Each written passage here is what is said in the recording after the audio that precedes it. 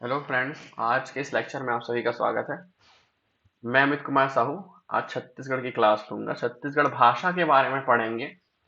यहाँ पे हम लोग कौन कौन से टॉपिक कवर करेंगे पहले मैं ये बता देता हूँ। मैं सबसे पहले हम लोग बात करेंगे छत्तीसगढ़ के साहित्यकार। छत्तीसगढ़ के साहित्यकार में कौन कौन से आते हैं? पुरुष साहित्यकार और महिला साहित्यकार। तो हम लोग डेली कम से कम दो दो तीन तीन पुरुष साहित्यकार और महिला साहित्यकार पढ़ेंगे। देन आगे फर्दर बात करते हैं। आज के टॉपिक पे राजभाषा आयोग के बारे में बात करेंगे।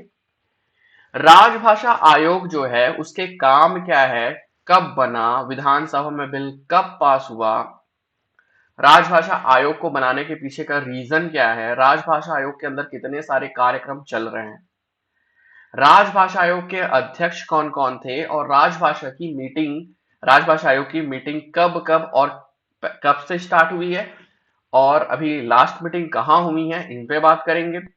फिर अपन बात करेंगे दो तीन पहेली के बारे में, दो तीन लोकोक्ति के बारे में, दो तीन शब्दावली, छत्तीसगढ़ शब्दावली पे। और ऐसा सीक्वेंस हमारा लगभग 3 महीने, 2 से ढाई महीने चलने वाले हैं। 2 से 3 महीने आप मान लो।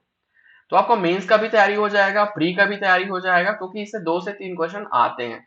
पूरे डिटेल में इसके बारे में बताया जाएगा। तो आगे क्लास स्टार्ट करते हैं। आज के सेशन में एक बार फिर से आपका स्वागत है। मैं अमित कुमार साहब का स्वागत करता हूं मैं। ठीक है, तो अपन क्लास स्टार्ट करते हैं। सबसे पहले अपन स्टार्ट करते हैं छत्तीसगढ़ की पत्रकारिता से। ठीक है, छत्तीसगढ़ की पत्रकारिता से हम लोग स्टार्ट कर रहे हैं आज की क्लास। छत्तीसगढ़ की पत्रकारिता में हम लोग पढ़ने वाले हैं सबसे पहले। हाँ, छत्तीसगढ़ की पत्रकारिता से याद आया, ये बताना भूल गया था मैं, कि हर दिन दो दो तीन तीन छत्तीसगढ़ की पत्रकारिता पढ़ेंगे। क्यों पढ़ेंगे भाई? इससे क्वेश्चन छत्तीसगढ़ पीएससी पूछ रहा है। लास्ट जो पीएससी हुआ है 2021 का, उसमें पूछा गया है मैच द फॉलोइंग में। क्या पूछा गया आगे बात करेंगे। फाइनली स्टार्ट करते हैं। सबसे पहले यहाँ पे लिखा है टॉपिक कि छत्तीसगढ़ में पत्रकारिता का उद्भव क्या हुआ, विकास क्या हुआ। एक टॉपिक और जोड़ सकते हैं, योगदान क्या था। मेंस में अक्सर पूछा जाता है कि छत्तीसगढ़ के किसी दो मैगजीन, तीन मैगजीन का नाम बताओ जिसका भारत के स्वतंत्रता आंदोलन में या छत्तीसगढ़ के फ्रीडम फाइटिंग में क्या रोल था। तो यहाँ पे दो तीन बताया जा सकते हैं, इसी से उठा के क्वेश्चन पूछा जाता है। तो सबसे पहले बात करते हैं आज का जो मैगजीन है, वो है, यहाँ पे लिखा गया है प्रजा हितैषी करके। यहाँ पे लिखा गया प्रजा हितैषी। पहला टॉपिक आ रहा है तुम्हारा, पहला मैगजीन जो था वो है तुम्हारा प्रजा हितैषी। एक बार मैं बड़ा कर लेता हूँ इसको। प्रजा हितैषी करके टॉपिक है। अब प्रजा हितैषी क्या है भाई? प्रजा हितैषी जो है एक राजकीय समाचार पत्र था। प्रजा हितैषी क्या है? एक राजकीय समाचार पत्र था। ठीक, राजकीय समाचार पत्र था। अब कहां से आया ये? किसने निकाला है? भगवान तीन सिरोठिया ने। कब निकाला है? 1889 90 में निकाला गया है। कब निकाला गया है? 1889 90 में निकाला गया है। राजनांदगांव रियासत से ये निकलती थी। भगवान दास सिरोठिया इसको निकालते थे। ठीक है, और किनके संरक्षण में ये निकलता था? तो ये निकलता था बलराम दास के संरक्षण में निकलता था। ठीक है, 1889 90 में। तो पहला हमारा जो मैगजीन है वो है प्रजा हितैषी। 1889 में राजनांदगांव रियासत से निकलता था। भगवान दास जी सिरोठिया निकालते थे। 1889 से 90 के बीच में ये निकलता था बलराम दास के संरक्षण में। तो पहला हमारा टॉपिक कवर होता है प्रजा हितैषी।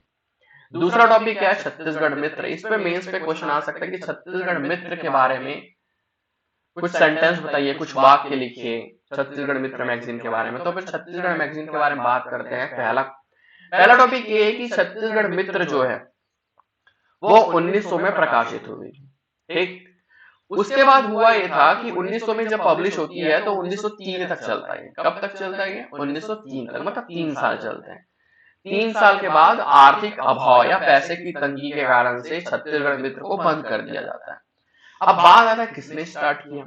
तो सबसे पहले जो छत्तीसगढ़ मित्र स्टार्ट किया था वो पंडित माधवराव सप्रे जी को जाता है। इन्होंने स्टार्ट किया था, बिलासपुर के पेंड्रा रोड से स्टार्ट किया था। ठीक है, पहले ये रायपुर के कयूमी, रायपुर के यहाँ पे लिखा है कयूमी प्रेस में छपता था। बाद में नागपुर के देश सेवक प्रेस में छपना स्टार्ट हुआ। देखो भाई, हर बार ये नहीं पूछेगा कि छत्तीसगढ़ मित्र किसने लिखा, कब लिखा गया, कहां से लिखा गया। पब्लिकेशन का भी पूछ सकता है, प्रेस का भी नाम पूछ सकता है कि रायपुर के कयूमी प्रेस से स्टार्ट हुआ था, बाद में देश सेवक से छपना स्टार्ट हुआ। अब यहाँ पे ये भी बोल दिया गया है कि इनमें हेल्प किन किन लोगों ने किया था, पेपर में आ चुका है। माधवराव सप्रे ने जो संपादन किया था, आज थोड़ा सिस्टम में प्रॉब्लम हो रहा है इसलिए लोडिंग बार बार ले रहा है ये, खैर इसको इग्नोर करते हुए चलो आप लोग। तो यहाँ पे ये बोला गया है कि छत्तीसगढ़ मित्र सबसे पहले पब्लिश किसने किया, माधवराव सप्रे ने। इनको हेल्प किसने किसने किया था, तो इनके जो प्रकाशक थे वामन राव लाखे थे, और संयुक्त संपादक जो थे रामराव चिंचोलकर। पेपर में आ चुका है रामराव चिंचोलकर। एक्चुअल में जो मालिक थे ना, जो इनके मालिक थे वो वामन राव लाखे थे। ये जो मैगजीन थी, यहाँ पे लिखी नहीं गई है स्लाइड में, ये जो मैगजीन थी ये जनरली 32 पेज का रहता था। लास्ट के 4 पेज और फर्स्ट के 4 पेज जो है वो रंगीन रहते थे, ज्यादातर 32 पेज के रहते थे। तो यहाँ पे छत्तीसगढ़ मित्र के बारे में एक बार फिर से बात कर लेते हैं। छत्तीसगढ़ मित्र का प्रकाशन 1900 में बिलासपुर के पेंड्रा रोड से रायपुर के कयूमी प्रेस से पहली बार छपना स्टार्ट होता है। बाद में नागपुर के देश सेवक प्रेस से ये छपना स्टार्ट हो जाता है। बाद में 3 साल चलता है।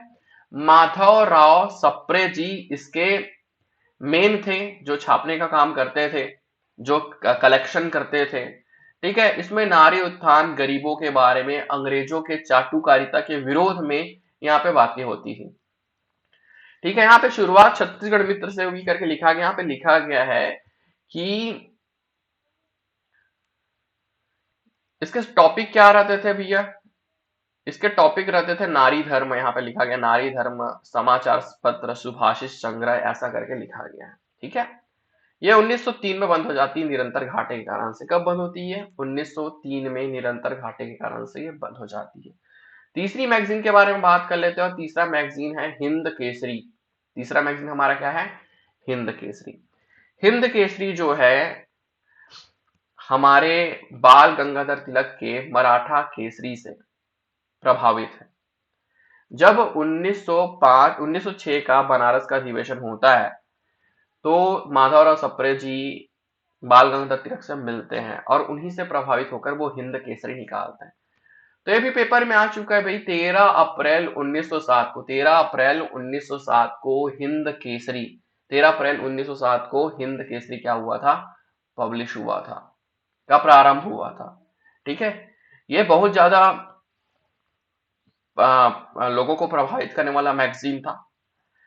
जब भी इसकी कॉपी आती थी तो हाथों हाथ बिक जाती है, सब पीछे आप स्लाइड में लिखा गया है। और इनमें हेल्प किसने किया था, इनमें हेल्प देखो, इनमें हेल्प किया था जगन्नाथ प्रसाद जी ने, जगन्नाथ प्रसाद जी ने हेल्प किया था, और लक्ष्मीधर वाजपेयी ने हेल्प किया था।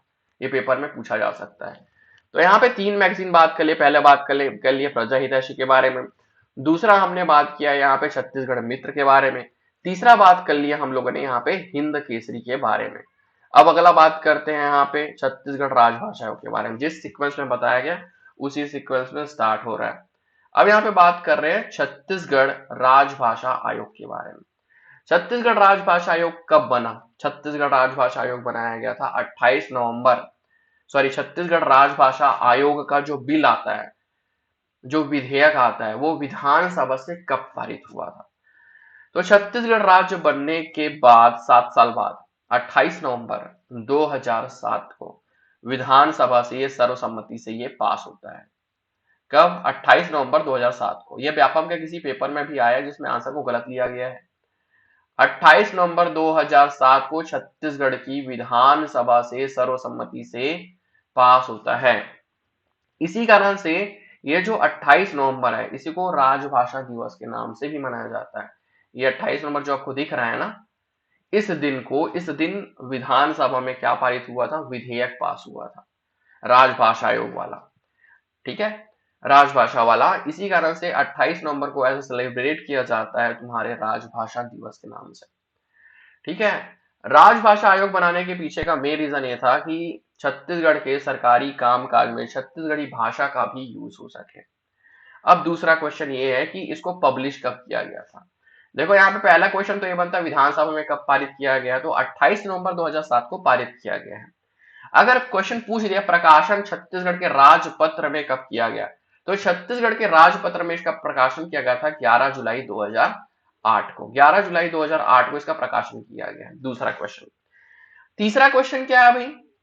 तीसरा क्वेश्चन दो तरीके से पूछा जा सकता है। तीसरा क्वेश्चन पहले तो ये पूछा जाता है, छत्तीसगढ़ राजभाषा का विधेयक जो है वो कब पास हुआ? 28 नवंबर 2007 को पास हुआ। लेकिन अगर आपको पूछा जा रहा है कि राजभाषा आयोग बना कब, तो वो आएगा अगस्त 2008। यहाँ पे लिखा है अगस्त 2008, और अगस्त 2008 में क्या? 14 अगस्त 2008। 14 अगस्त 2008 को राजभाषा आयोग के सदस्यों की पहली मीटिंग हुई थी। इसी को कारोबारी बैठक भी बोला जाता है। तो देखो, तीन चार क्वेश्चन अराइज हो रहे हैं। एक क्वेश्चन बना देता हूं मैं, छत्तीसगढ़ राजभाषा आयोग के बारे में से कौन सा कथन सत्य है? छत्तीसगढ़ राजभाषा आयोग का जो विधेयक है वो 28 नवंबर 2007 को पारित हुआ। 11 जुलाई 2008 को छत्तीसगढ़ राजभाषा आयोग जो है उसका पब्लिकेशन हुआ राजपत्र पे।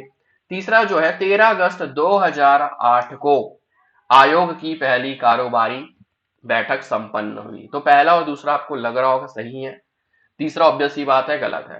तो तीन क्वेश्चन अराइज हो गए, मतलब फर्स्ट और सेकंड क्वेश्चन सही है, फर्स्ट और सेकंड कथन सही है, तीसरा जो कथन है वो पूरी तरीके से गलत है। तो राजभाषा आयोग कब बना, विधेयक कब पारित हुए, पहली कारोबारी मीटिंग कब हुई, ये सब चीजें एक बार फिर से यहाँ पे रिवाइज करा देता हूँ। छत्तीसगढ़ राजभाषा आयोग का विधेयक 28 नवंबर 2007 को छत्तीसगढ़ के विधानसभा से पारित हुआ। इसी कारण से 28 नवंबर को एज अ राजभाषा दिवस, छत्तीसगढ़ राजभाषा दिवस के नाम से मनाया जाता है। 11 जुलाई 2008 को छत्तीसगढ़ राजभाषा आयोग का राजपत्र में क्या हुआ? पब्लिकेशन हुआ। और 14 अगस्त 2008 को पहली कारोबारी मीटिंग हुई थी। ये सारी चीजों पे हम लोगों ने बात किया। अगले स्लाइड पे जाते हैं हम लोग। अगले साइड में ये दिया गया है वही चीज जो मैंने बताया। 28 नवंबर, 28 नवंबर यहाँ पे दे दिया गया है। 28 नवंबर यहाँ पे दे दिया गया, देखो 28 नवंबर यहाँ पे दे दिया गया। 28 नवंबर को छत्तीसगढ़ी दिवस, यहाँ पे एक्चुअल है छत्तीसगढ़ी राजभाषा दिवस के रूप में मनाया जाता है। छत्तीसगढ़ी दिवस भी बोला जाता है, ये छत्तीसगढ़ी राजभाषा दिवस है, करेक्ट कर लीजिएगा। अगले स्लाइड पे जाते हैं।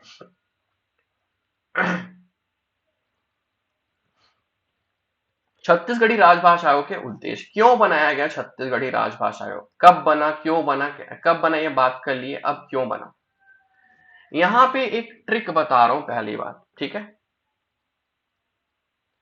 8वीं कक्षा में राजकाज, मैं बोल देता हूं 8वीं कक्षा में राजकाज है इसका नाम। 8वीं कक्षा में, या राज बोल लो, चलो 8वीं कक्षा में क्या? राज। ये शॉर्टकट याद करना पड़ेगा आपको। क्या है ये? 8वीं कक्षा में जो राज है ना, ये शॉर्ट ट्रिक है राजभाषा आयोग के काम के, या राजभाषा आयोग को बनाए जाने के उद्देश्य के। देखो यहाँ पे ऊपर में लिखा गया, पढ़ लेता हूं। राज्य के विचारों की परंपरा और राज्य की समग्र भाषाई विविधता के परिरक्षण, प्रचलन और विकास करने तथा इसके लिए भाषाई अध्ययन, अनुसंधान तथा दस्तावेज संकलन, सृजन तथा अनुवाद, संरक्षण, प्रकाशन। बहुत लंबा चौड़ा हिंदी यहाँ पे, तो सिंपल सी मैं शब्दों में बोलता हूं। यहाँ पे लिखा गया है छत्तीसगढ़ी राजभाषा आयोग को बनाने के पीछे सबसे बड़ा रीजन ये है कि छत्तीसगढ़ी भाषा में जो विविधता है हमारा जो छत्तीसगढ़ है वो 8 स्टेट से घिरा हुआ है, और जहां जहां पे इनकी सीमा है, जहां जहां पे इनकी बाउंड्री है, वहां की छत्तीसगढ़ी भाषा अलग है। रायपुर की छत्तीसगढ़ी अलग है, रायगढ़ की छत्तीसगढ़ी भाषा में थोड़ा सा डिफरेंस है, बिलासपुर, कोरबा। तो छत्तीसगढ़ी राजभाषा के बनाने का कारण यह है कि एक ऐसी छत्तीसगढ़ी भाषा, स्टैंडर्ड मानक छत्तीसगढ़ी भाषा का विकास किया जाए जो पूरे छत्तीसगढ़ में चलता हो। दूसरी बात, छत्तीसगढ़ी राजभाषा आयोग का बनाने का सबसे बड़ा रीजन है संविधान के 8वीं अनुसूची में जोड़ना। सबसे बड़ा रीजन संविधान की 8वीं अनुसूची में दर्ज करना। यह 8वीं यही है। 8वीं का मतलब, 8वीं का मतलब यह 8वीं अनुसूची, एड शेड्यूल में इसको ऐड करना है। 8वीं अनुसूची में टोटल अभी कितने लैंग्वेज हैं? 22 लैंग्वेज है। अगर छत्तीसगढ़ी जुड़ जाएगा तो 23 लैंग्वेज हो जाएंगे। छत्तीसगढ़ 8वीं अनुसूची में जोड़ने का काम हमेशा 28 नवंबर के दिन ही किया जाता है, बाकी सालों साल फिर भूल जाया जाता है। 28 नवंबर को ही 2-3 दिनों के लिए वॉइस जो रहता है वो उठती है कि छत्तीसगढ़ की राजभाषा को 8वीं अनुसूची में डाला गया है। 8वीं अनुसूची में डालने का मतलब ये होता है कि जैसे आईएएस का पेपर हो गया, आईएएस के पेपर 22 लैंग्वेज में होते हैं, मतलब आप जैसे हिंदी एक लैंग्वेज की तरह चूज कर सकते हैं, तेलुगु एक ऑप्शनल सब्जेक्ट की तरह चूज कर सकते हैं, वैसे ही हम छत्तीसगढ़ी भी ऑप्शनल सब्जेक्ट की तरह चूज कर सकते हैं अगर 8वीं अनुसूची में चला गया तो। दूसरी बात, ये जो ज्ञानपीठ अवार्ड मिलता है ये 22 लैंग्वेज में मिलता है। अगर छत्तीसगढ़ को 8वीं अनुसूची में दर्ज कर दिया जाए तो छत्तीसगढ़ी के जो रचनाकार हैं जैसे विनय कुमार पाठक जी हो गए, विनोद कुमार शुक्ल जी हो गए, इनको भी ज्ञानपीठ अवार्ड मिल सकता है अगर छत्तीसगढ़ी को उनमें डाला जाए तो ये सारी चीजें हैं। तीसरा चीज ये होता है कि इन सब भाषाओं के विकास के लिए, अध्ययन के लिए, रिसर्च के लिए, स्टडी के लिए, रिसर्च पेपर के लिए भारत सरकार की तरफ से पैसा दिया जाता है। तो छत्तीसगढ़ अगर 8वीं अनुसूची में चला जाए तो छत्तीसगढ़ी भाषा के रिसर्च के लिए, अनुसंधान के लिए, बौद्धिक विकास के लिए पैसा दिया जाएगा, हर साल अवार्ड दिया जाएगा, पैसा दिया जाएगा। आईएएस का पेपर भी इसी में होगा, मतलब आईएएस के पेपर में आप एक सब्जेक्ट चूज कर सकते हो जैसे छत्तीसगढ़ी भाषा, जैसे हिंदी भाषा, तेलुगु भाषा। दूसरी बात करते हैं राजकाज में छत्तीसगढ़ी भाषा का प्रयोग। यहाँ पे देखो, पहला वाला जो 8वीं है उसका मतलब है 8वीं अनुसूची। ये जो राज है, राजकाज ऑफिशियल लैंग्वेज, मतलब छत्तीसगढ़ के शासकीय कार्य में छत्तीसगढ़ी भाषा का यूज कर सकते हैं, ये वही चीज बताया गया है, राजकाज में छत्तीसगढ़ी भाषा का प्रयोग। तीसरी बात जो हो रही है वो त्रिभाषाई भाषा के रूप में प्राथमिक एवं माध्यमिक कक्षाओं में पाठ्यक्रम को शामिल करना। पहले मिटा देता हूं, हौच हो गया है, पहले थोड़ा मिटा देते हैं, शॉर्टकट को नहीं मिटाता मैं, ठीक है। देखो यहाँ पे लिखा है त्रिभाषाई भाषा के रूप में। इंग्लिश मीडियम को ये थोड़ा समझ नहीं आता त्रिभाषाई क्या होता है भाई। त्रिभाषाई का मतलब ये होता है, एक तो होता है हमारा क्या, हिंदी, एक हमारा क्या होता है अंग्रेजी, और एक हमारा क्या हो रहा है छत्तीसगढ़ी। अगर छत्तीसगढ़ राजभाषा आयोग का मेन काम ये है, जो हमारे स्कूल, हमारे छत्तीसगढ़ का जो प्राइमरी स्कूल है, हमारे छत्तीसगढ़ का जो माध्यमिक स्कूल है, मिडिल स्कूल है, उसमें क्लास में छत्तीसगढ़ी भाषा को शामिल किया जाना, ताकि बच्चे जो है वो छत्तीसगढ़ी भाषा के प्रति जागरूक हों, बोलने आए और संपर्क भाषा के तौर पे उनका यूज किया जाए, कम्युनिकेशन लैंग्वेज के तौर पे यूज किया जाए। तो देखो भाई, 8वीं कक्षा में राज का मतलब है राजभाषा आयोग का मुख्य उद्देश्य है संविधान की 8वीं अनुसूची जो है उस पर दर्ज करना। 8वीं का मतलब ये कक्षा, कक्षा का मतलब होता है प्राथमिक और माध्यमिक कक्षा, और राज का मतलब हो रहा है यहाँ पे राजकाज की भाषा। इंग्लिश में बोल दूं, ऑफिशियल लैंग्वेज को एज एड शेड्यूल में दर्ज कराना, छत्तीसगढ़ी भाषा को एज ऑफिशियल लैंग्वेज यूज करना, और प्राइमरी और मिडिल के जो क्लासेस हैं उसके सिलेबस में इसको ऐड करना, छत्तीसगढ़ी ऑफिशियल लैंग्वेज कमीशन का ये एम है। अगले बारे में बात करते हैं, वो है हमारा छत्तीसगढ़ी राजभाषा के अध्यक्षों की सूची। ये पेपर में आ सकता है, कैसे आ सकता है, क्वेश्चन बना रहा हूं मैं थोड़ी देर में।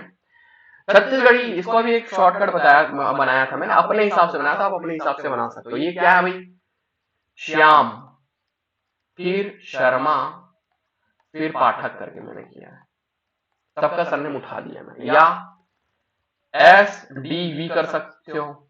S का मतलब श्यामलाल चतुर्वेदी जी, D का मतलब दानेश्वर शर्मा, विनय कुमार पाठक। SDV आप 4-5 बार बोलोगे आपको याद हो जाएगा। SDV क्यों ऐसा बोल सकता है भाई, देखो पहला क्वेश्चन यहाँ पे आता है, छत्तीसगढ़ी राजभाषा आयोग जो है वो विधानसभा में 28 नवंबर 2007 को पारित किया गया। इसके पहले अध्यक्ष दानेश्वर शर्मा थे, इसके अंतिम अध्यक्ष डॉक्टर विनय कुमार पाठक थे, तीसरे अध्यक्ष विनय कुमार पाठक थे। इनमें से कौन सा कथन सही है? तो पहला और तीसरा कथन सही है, दूसरा कथन जो दानेश्वर शर्मा दिया गया दूसरे थे, श्यामलाल जो चतुर्वेदी थे वो पहले हैं। तो यहाँ पे वही याद रखना SDV, और मैंने तो याद किया भाई श्याम शर्मा पाठक करके याद किया है, श्यामलाल चतुर्वेदी जी, दानेश्वर शर्मा जी, विनय कुमार पाठक जी। अभी हाल फिलहाल कौन है ये नहीं पता, और अभी पता नहीं अपॉइंटमेंट क्यों नहीं हो रहा है उसका, तो जब भी होगी उसको अपडेट करा दिया जाएगा। तो 3 इनके अध्यक्ष थे। पहले अध्यक्ष कौन थे, बहुत जरूरी है, इनको पद्मश्री अवार्ड मिल चुका है। श्यामलाल चतुर्वेदी जी को पद्मश्री अवार्ड मिल चुका है। विनय कुमार पाठक का संपूर्ण छत्तीसगढ़ी व्याकरण जो आता है वो छत्तीसगढ़ पीएससी वाले पूरा पढ़ते हैं, तो इस पे बात कर लिए। अब अगले बारे में बात करते हैं हम, छत्तीसगढ़ी राजभाषा के प्रांतीय सम्मेलन कब हुए थे। प्रांतीय सम्मेलन कब हुए थे, ये पेपर में मेंस में आया था। मेंस में क्या क्वेश्चन था बता रहा हूं मैं आपको। मेंस में क्वेश्चन आया था, जिस समय मैं मेंस दिला रहा था उस समय क्वेश्चन एक आया था, ये वाला क्वेश्चन लास्ट 2017 की बात, 2018 का जो मेंस हुआ था उसमें ये बोला गया था कि हाल फिलहाल, उस समय हाल ही फिलहाल जो छत्तीसगढ़ी राजभाषा आयोग का की जो प्रांतीय मीटिंग हुई है, प्रांतीय सम्मेलन हुआ है, वो कहाँ हुआ था करके, उस समय बेमेतरा में हुआ था, उसके बाद से अभी हुआ नहीं है। तो यहाँ पे देखो भाई, यहाँ पे एक शॉर्टकट बता रहा हूं आपको। क्या क्या शॉर्टकट बता रहा हूं मैं, मिटा देता हूं पहले मिटा देता हूं पहले। पहले शॉर्टकट क्या है, शॉर्टकट सुनो। ये मेरा शॉर्टकट है, आप अपने हिसाब से बना सकते हो, आपकी जैसी इच्छा, या डायरेक्ट डायरेक्ट जिसको पढ़ना है वो डायरेक्ट डायरेक्ट भी पढ़ सकते हैं। ये है पहला, BRB KRB, एक ये है इंग्लिश वालों के लिए। मैंने हिंदी में बनाया था भीराबी, भीराबी, कोराबे, सामने के अल्फाबेट को उठा लिया मैंने, कोराबे 2-3 बार याद करोगे हो जाएगा। BRB KRB, BRB KRB, BRB KRB। क्यों, कभी ना कभी इन फ्यूचर ये पेपर में आने वाला है कि पहला सम्मेलन कब हुआ था।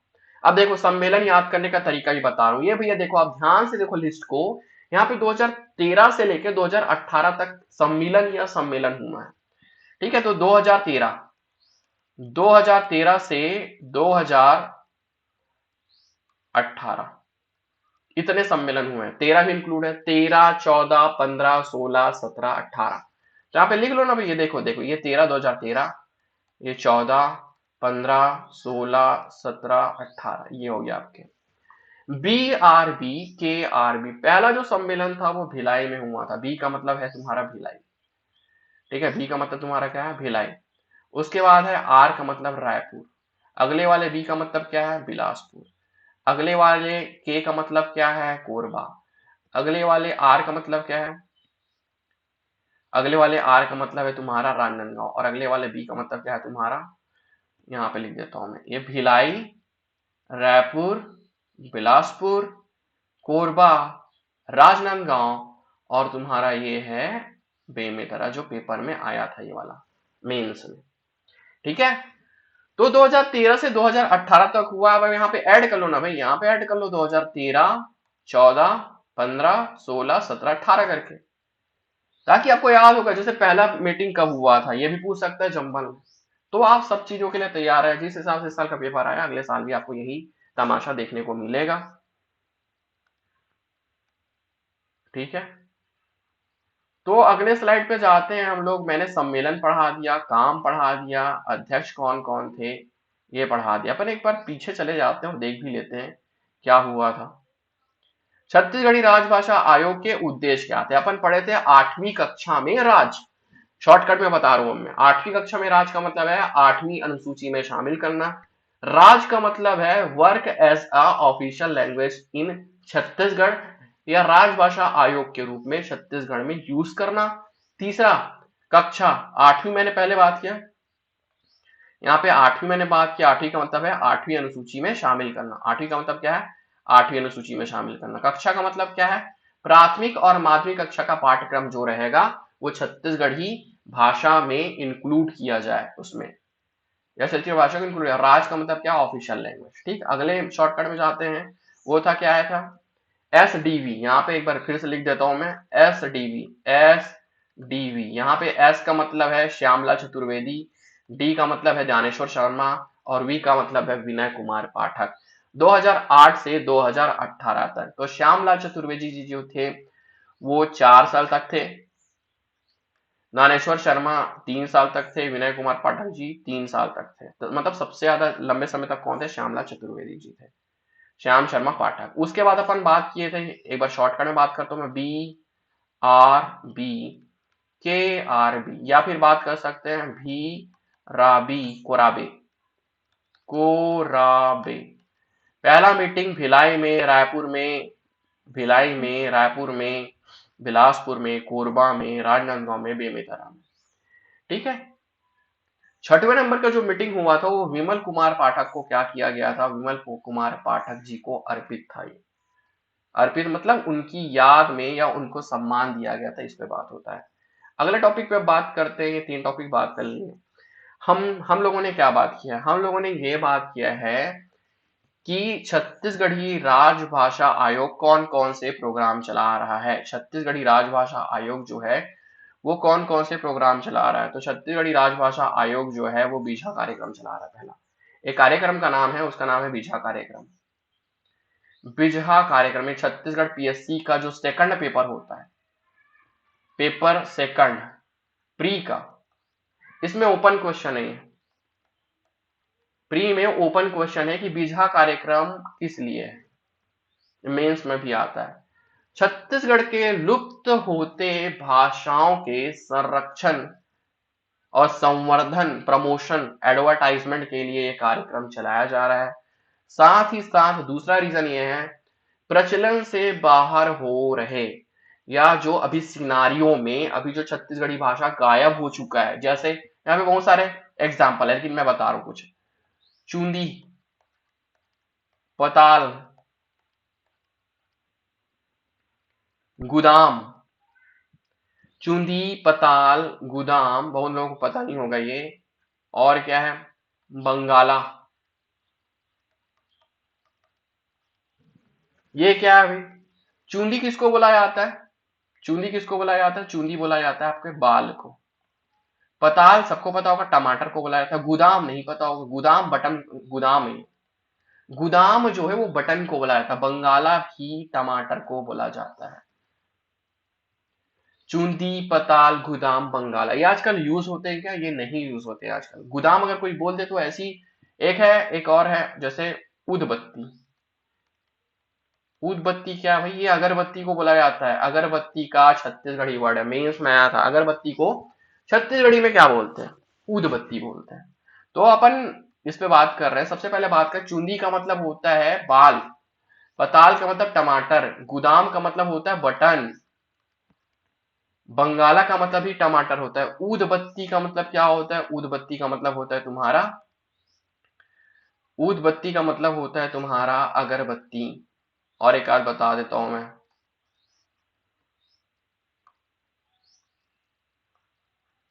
देख लेते हैं। अब यहाँ पे जो दिखा गया एग्जाम्पल उसमें बात करते हैं। यहाँ पे एग्जाम्पल में क्या दिखा है भाई, बने बने सगा, आजकल पूछते हैं, आजकल चलता है ये, चल चल जाता है, कहीं कहीं पे गांव में चलता है। बने बने सगा का मतलब सब कुशल मंगल है। लागा मानी, लागा मानी का मतलब मैं पहले समझता था, लागा कमानी का मतलब पहले कर्जा होता होगा करके, लागा मानी का मतलब होता है अतिथि या मेहमान। अड़बड़ आगर उपरहा मतलब एक्स्ट्रा, ज्यादा, एक्सेस क्वांटिटी में, अड़बड़ आगर उपरहा। लागा कमानी का मतलब होता है गेस्ट इंग्लिश में। बने बने सगा का मतलब है ऑल इज वेल। गर्भ घमंड का मतलब होता है गुरूर। क्या होता है इसका मतलब, गुरूर, प्राइड करना अपने पे। अनुमान, अंदाज, अटकर, इसका मतलब होता है अनुमान। अटकर का मतलब होता है अनुमान, इसका मतलब होता है एस्टिमेट करना इंग्लिश में। तो बीझा कार्यक्रम छत्तीसगढ़ के लुप्त होते जो शब्द हैं उनको चलन में लाने के लिए और उनको संरक्षित करने के लिए लगाया गया है। तो मैंने कुछ कुछ नाम था, जैसे गुदाम, एक होता है रुमाल को छत्तीसगढ़ी में बोलते हैं उरुमाल, उरुमाल बोलते हैं छत्तीसगढ़ में।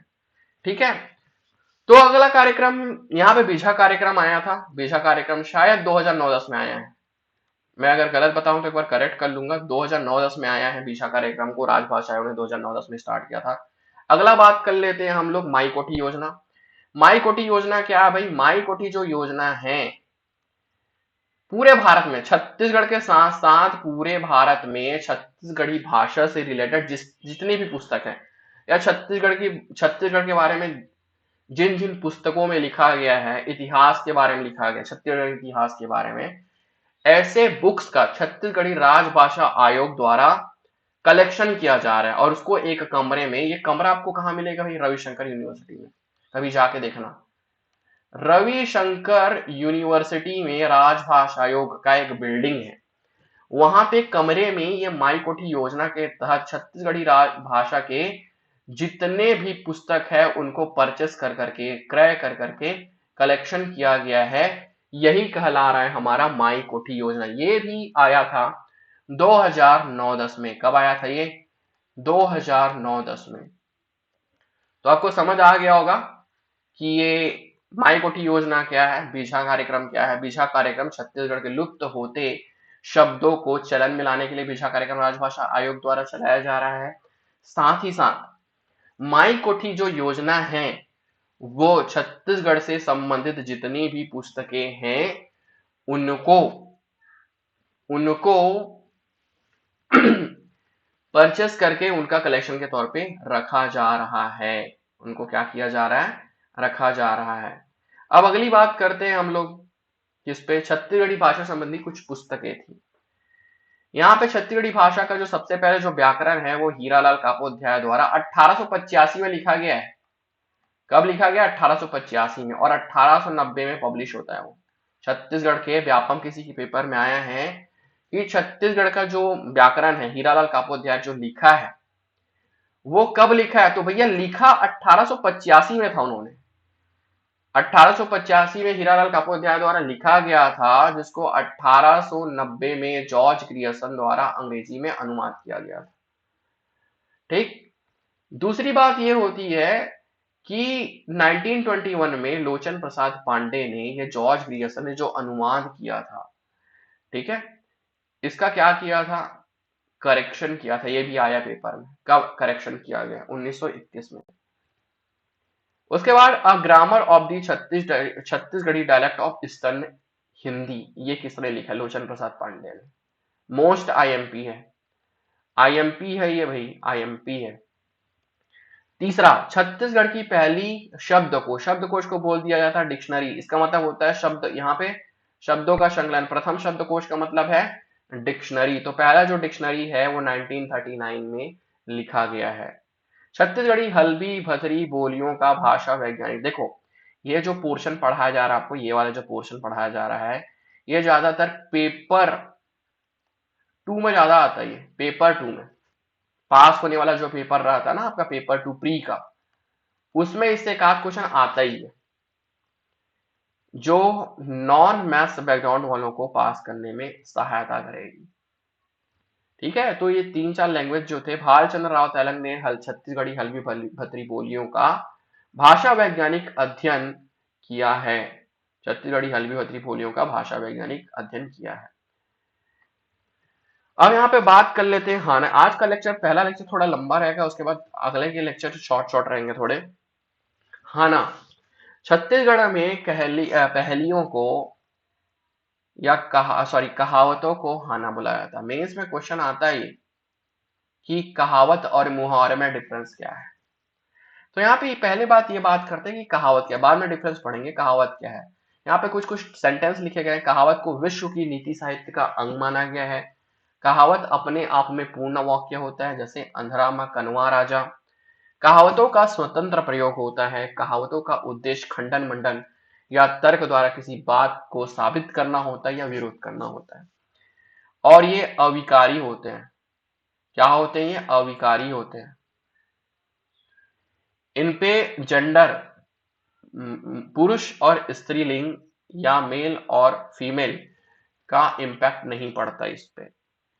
खाना का उद्देश्य जो रहता है वो सीधे सीधे अपनी बातों को साबित करना रहता है या विरोध करना रहता है। ये पेपर में आता है। इस पे आप इसका 4-5 पॉइंट आप याद कर लेना। पहले ही बताया जा रहा है, इसके 4-5 पॉइंट आप याद कर लेना पहले तो हाना का। अब हाना में अपन बात करते हैं छत्तीसगढ़ी हाना के बारे में। यहाँ पे छत्तीसगढ़ी हाना आपको मेंस में मिलता है, आजकल प्री में भी दिया जा रहा है। उधार के खवई और भूरी के बतई के तपई। उधार के खवई, जैसे उधार का लेते लेते आप कितना खा सकते हो? ज्यादा तो नहीं खा सकते। कितना दिन चला सकते हो? यहाँ पे लिखा है उधार के खवई और भूरी के तपई। इसका मतलब क्या है? जैसे भूरी का मतलब क्या होता है? पैरा। जब धान को मींजते हैं, जब धान को निकाला जाता है तो जो वेस्टेज बचता है उसको पैरा बोल दिया जाता है छत्तीसगढ़ी में। तो जैसे आप पैरा को जलाओगे ना, ठंड में अगर पैरा को जलाओगे तो जैसे कागज बहुत जल्दी जल जाता है ना, वैसे ही पैरा भी बहुत जल्दी 1 मिनट में पूरा जल के खाक हो जाएगा। मतलब आप ठंड में प्यारा जला के अगर उसका अलाव या तापूंगा अगर करके बोलोगे तो आप 1 मिनट तक ही ताप सकते हो। वैसे ही उधार का जो पैसा रहता है वो ज्यादा दिन नहीं टिकता, यही चीज बोला गया है। जिस तरह पैरा को जलाने से उसकी गर्मी क्षण भर के लिए सुख मिलता है, वैसे ही उधारी लेकर खाने का सुख क्षणिक होता है, यही चीज यहाँ पे बात किया गया है। दूसरा बात करते हैं कभू काल के खाइस पान, दांत निपोरिस गई प्राण। इसका मतलब क्या होता है? सड़े गले पान खाने से जान जाने का खतरा होता है, बस यही चीज बोला गया है यहाँ पे। तीसरा बात कर लेते हैं, तीसरे कहाने पे चले जाते हैं। तीसरा कहाना है कोस कोस माँ पानी बदले चार कोस माँ बानी। इसका मतलब ये होता है जैसे थोड़े थोड़े डिस्टेंस में जाने पे, थोड़े थोड़े दूरियों पे जाने पे पानी का स्वाद चेंज हो जाता है, उसी तरह भारत में बोल लो या छत्तीसगढ़ में बोल लो, हर 1 किलोमीटर में आप जाके देखो वैसी भाषाएं चेंज हो जाती है, वही चीज बोला गया है, वही चीज यहाँ पे बोल दिया गया है। ठीक है, उसके बाद अगला बात करते हैं खाए के बेर भाई भतीजा, जूझे के बेर देवर ससुर। इसका मतलब ये है, जैसे स्त्रियां, दिल पे मत लेना इस बात को, जैसे स्त्रियां स्त्रियां जो हैं वो स्वभावगत, या स्त्रियां जो है घर की जो महिलाएं रहती हैं वो अपने मायके साइड वालों का ज्यादा पक्ष लेती हैं। स्वागत वागत करना रहेगा ऐसा खाना बोल दिया गया भाई, स्वागत वागत करना रहेगा, अच्छा अच्छा खिलाना रहेगा तो अपने भाई, पिताजी या अपने मायके पक्ष का ज्यादा सपोर्ट करती है। लेकिन अगर काम कराना रहेगा, ये काम कर दो, वो काम कर दो, छोटू ऐसा काम कर दो, वैसा काम कर दो, ऐसे सिचुएशन में ससुराल पक्ष का याद आता है, देवर का याद आ गया, ससुर का याद आ गया, इन सब का याद आता है। वहीं लिखा गया है स्त्रियां स्वभावगत मायके वाले पक्षों का पक्ष लेती हुए खाना खिलाने, मेहर, मेहर का मतलब मायका वालों तथा काम लेने के मामले ससुराल वालों को प्राथमिकता देती है। ठीक है, अब यहाँ पे कब बबा मरही तक कब बरखा खाबू, ये 2018 में आया है, 2018 या 2019 में पहले पेपर में आया था ये। आपको साथ साथ बताते जाऊंगे, 2018 या 19 के प्री में पहले पेपर 1 में आया ही, पेपर में 1 आया। कब बबा मरही तक कब बरखा खाऊ। बबा का मतलब होता है दादा और बड़ा का मतलब होता है बड़ा। तो यहाँ पे बात कर लेते हैं, हिंदी में बोला गया व्यर्थ ही उम्मीद में पड़ना। मतलब हमारे दादा कब खत्म होंगे, तब हमको कब बड़ा खाने मिलेगा। अब दादा कब खत्म होंगे भाई, ये तो नहीं पता ना। वैसे ही किसी ऐसे काम की उम्मीद करना जिसको बहुत लंबा टाइम लगने वाला है, या कब वो काम होगा और उसके आप पीछे पड़े हो, ऐसे चीजों को यहीं पे इस सेंटेंस से बोल दिया जा रहा है। कब बबा मही ता कब बड़ा खाबो। ठीक है, अगला टॉपिक पे किया जाता है छत्तीसगढ़ के साहित्यकार एवं उनकी रचनाओं के बारे में। 5 मिनट का लेक्चर है ज्यादा से ज्यादा।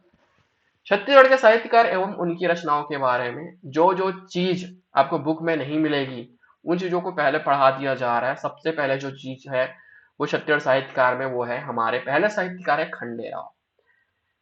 ये आ गया था अचानक से स्टेट इंजीनियरिंग सर्विस के एग्जाम में, SEC के स्टेट इंजीनियरिंग सर्विस के एग्जाम में आया था, स्टेट इंजीनियरिंग सर्विस के एग्जाम में आया था कि भक्त विरुदावली किसने लिखा है।